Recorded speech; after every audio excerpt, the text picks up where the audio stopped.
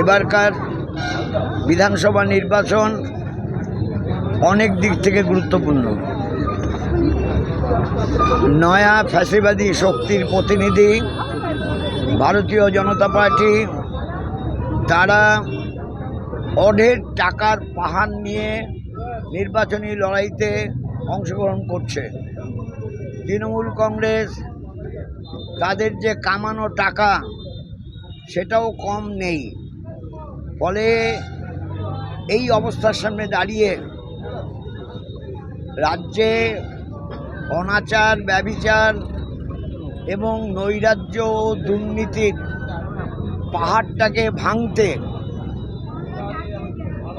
অন্যদিকে নয়া ফ্যাসিবাদী শক্তি বিজেপি, যারা মানুষে মানুষে বিরোধ বিভেদ তৈরি করেই তাদের শাসন ব্যবস্থা পরিচালনা করতে চায়, উভয় শক্তির বিরুদ্ধে আমাদের রায় ঘোষণা করা উচিত।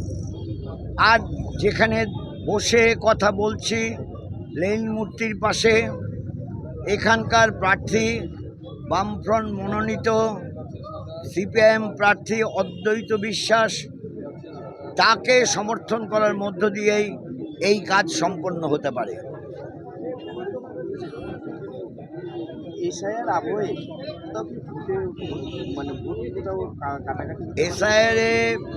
এসআইআর আগেও হয়েছে, এসআইআর হয়েছে, কেউ জানতেও পারেনি। কিন্তু এবার এসআইআরে এমন অবস্থা হয়েছে যে মানুষের নাম কি করে বাদ দেওয়া যায় তার জন্য কলা কৌশল। এটা খুবই অন্যায় কাজ। এটা ভারতে স্বাধীনভাবে মত প্রকাশ করার অধিকার হরণ করা, গণতন্ত্রের উপর আক্রমণ করা, এই কাজ যারা করেছেন তাদের জনগণের সামনে ধিক্কৃত হওয়া উচিত এবং এই ধিক্কার জানানো উচিত। এই কথা বলবো যে এসআইআর অনেক মানুষের ক্ষতি করেছে, জীবন কেড়ে নিয়েছে। কাজেই যে আমরা বারবার আমরা বারবার ডেপুটেশন দিয়েছি, বলেছি একটা বৈধ ভোটারের নাম কাটা যাবে না তাদের।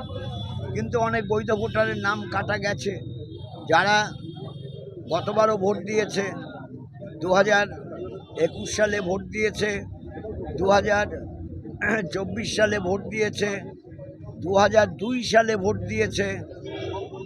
এমনও কি পাওয়া গেছে 1996 সালে ভোট দিয়েছে বৃদ্ধ মানুষ,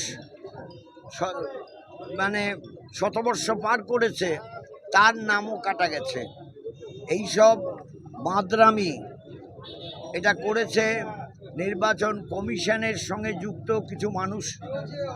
আমরা ধিক্কার জানাই।